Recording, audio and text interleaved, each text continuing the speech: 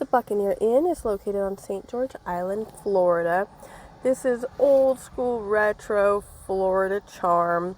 It's the only hotel on St. George Island that's located right on the beach. As you can see, it's a 2-story hotel. If you have any mobility restrictions, you're going to want to let them know up front. We were on the 2nd floor in room 410, I believe. And you can see we had a king bed, nice flat screen.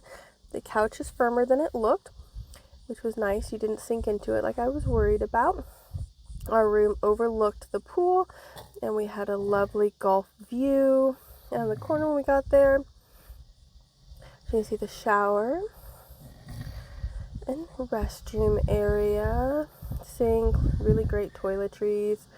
There was an ironing board, mini fridge, microwave, sink, so really everything you need for a nice weekend getaway, close to everything in town, dresser.